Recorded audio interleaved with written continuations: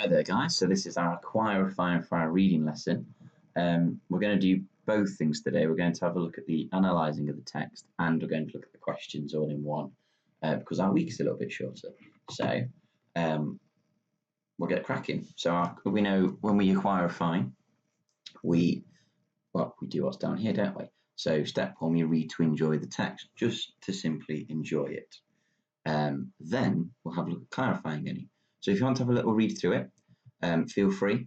You can pause the video and then we'll have a look at analysing it together. So pause the video. Lovely. So we've got The Mystery of the Colour Thief by Iwa Jozefowski.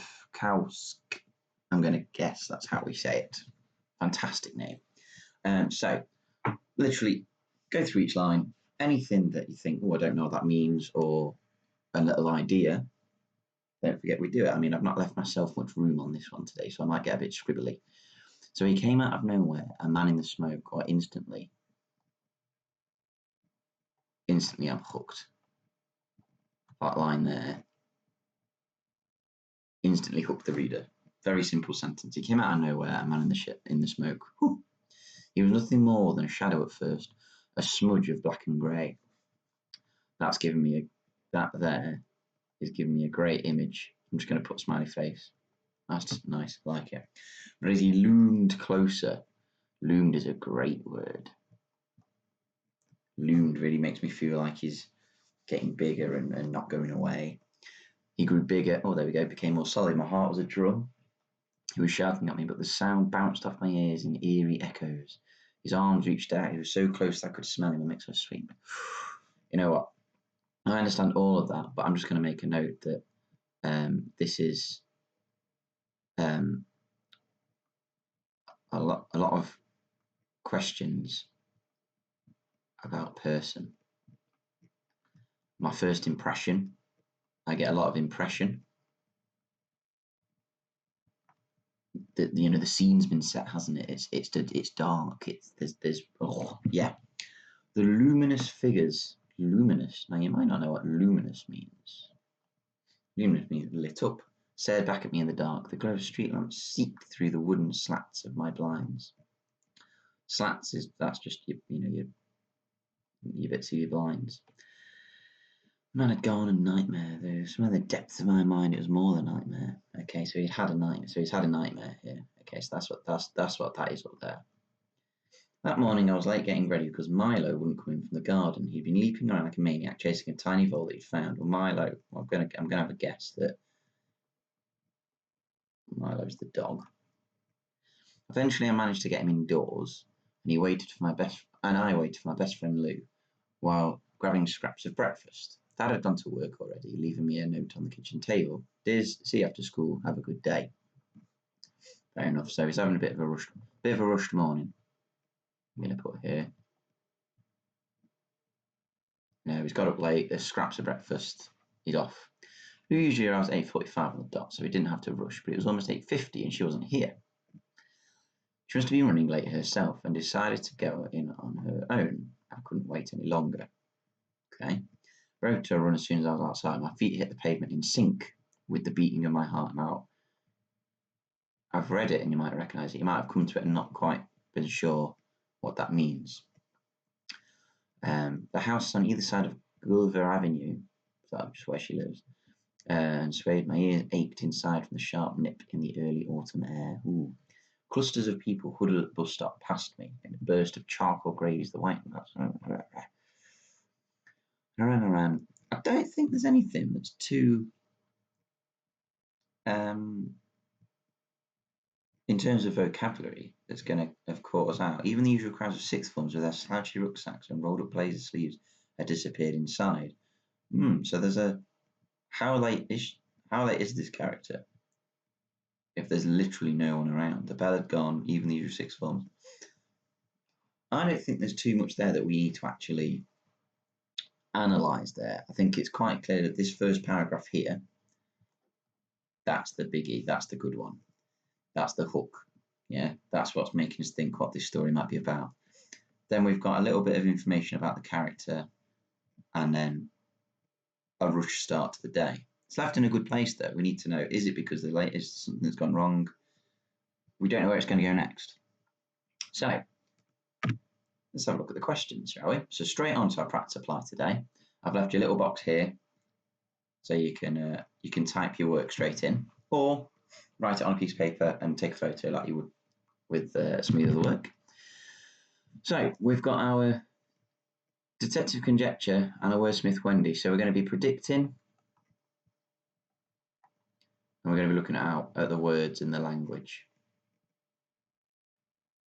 In a nutshell, that's what they do, isn't it? So we're going to make plausible predictions. We're going to find evidence that supports my inference. Now, wordsmith Wendy isn't mentioned in these, but we're going to need to think about what the words are doing, why that language might have been chosen, to help us get a prediction or plausibility. So let's have a look. Number one, up here. Why has the author used 3 short sentences? I've took them and what effect they have. So I put line 11, so you can go back. So 1, 2, 3, 4, 5, 6, 7, 8. Here we go. So we've got, it was quiet, the man had gone, a nightmare. So what does that effect have? It was quiet, the man had gone, a nightmare. Well, it's the power of 3, which we've learned.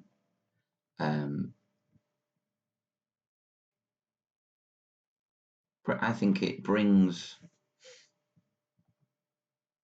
that section to a sudden end.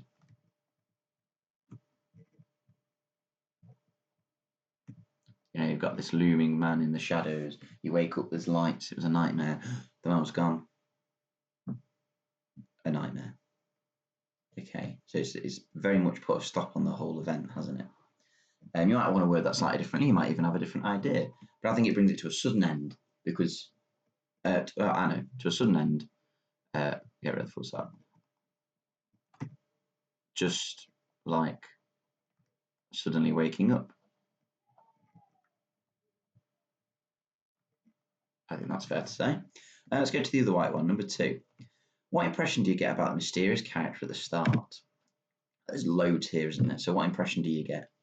You know, you've got sentences, great choice of vocabulary. So you can choose a lot of things from here. I'm going to say I get the impression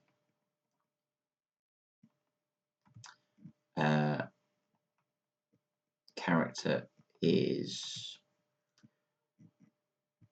to be feared and is unknown because of the let's have a look. So because the colours described, because of the colours described.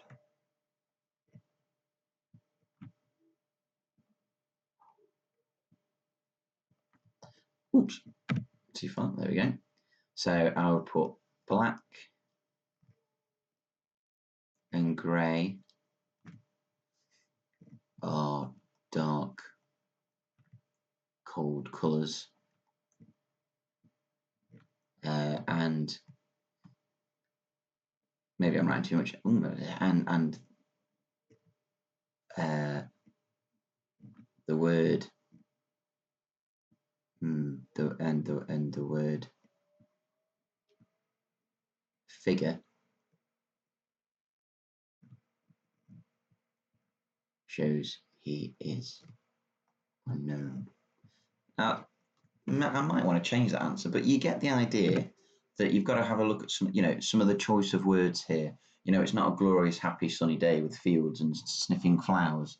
It's not a person who's surrounded by light and colour. This is somewhere, you know, the fact that he's a man in the smoke. Instantly, that's a picture of mystery, blacks and greys looming over. Yeah, I think we can have a nice range of different answers here.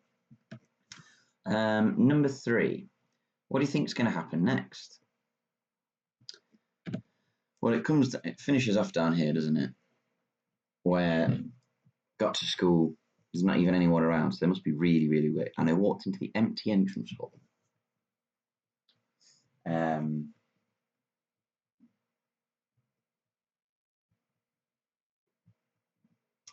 I'm thinking, I mean, it's up to you here.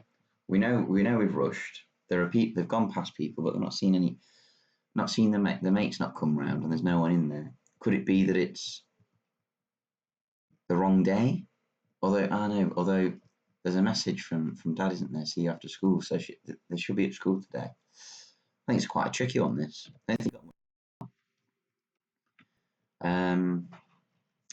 I think that.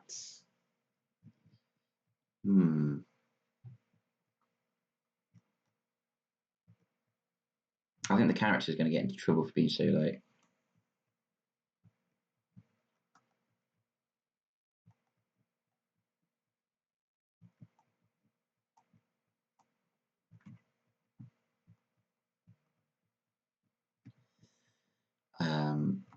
But the nightmare will happen again.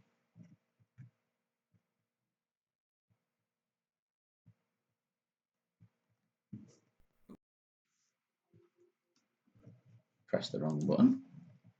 Let's go back on there, shall we? There we go. Number 4. Let's look at number 4. Sorry, this video is a bit long, guys. We're doing 2 jobs in one, aren't we? Officers and banks and traffic is a list of things he passes or she passes. What does it help the reader to understand? So it's down here, isn't it? Clusters of people holding up the white and black of officers and banks and traffic merged into a. So the point I was getting you to think about here is that we've got and. It's a list. But instead of using commas, saying it and every time makes it sound like there's even more. And this, and this, and this, and this. So it gives you that's the choice of vocabulary that's been used. You can do that on purpose. If you list but you use and every time when you're telling a story, it tells you, it gives the impression that there is a lot. So using and every time gives the impression of lots of things. You know, you think about, you've got a list of things to do. I've got this to do, and I've got this to do, and I've got this to do, and I've got this to do, and this, and this, and this, and this. Gives the impression that there's lots. It helps the reader to gain that impression. And the last one, number 5, onomatopoeia is where words. Well, that doesn't make sense. Is where words imitate. Is where a word. Sorry, I've written that wrong. Imitates, resembles, or suggests the sound that is being described. So you might have learned this as bang, boom, snap.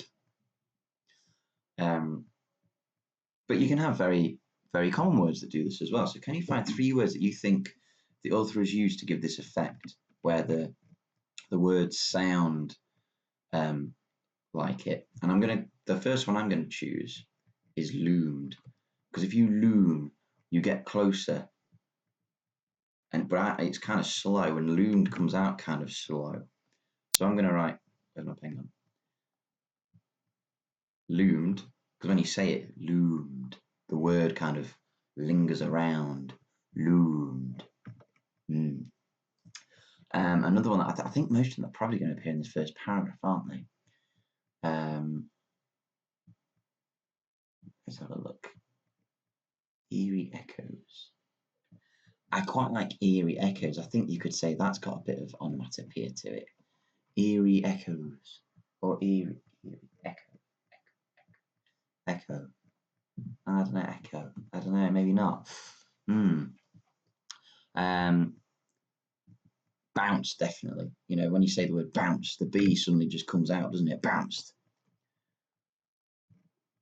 So the word bounce sounds bouncy. Bounce, bounce, bounce, bounce, bounce. I think it's that B at the start. Oh, I know. I get the feeling that seeped is very onomatopoeic as well. It's seeped. it lingers, doesn't it? Seeped. It's seeped. It's kind of to seep through something is to almost to soak through very slowly. And again, I think it's that S-double-E, seep. Now I think that'll be a tricky one. I've put that in blue because normally onomatopoeia we talk snap, bang, actual noises. Okay, so be interested to see what you put with that one. But brilliant work there, guys. Sorry that video was a bit long, but there were 2 jobs in one today. Brilliant, great work. I hope you've done really well. I'll have a look on the Google Classroom for you. So well done.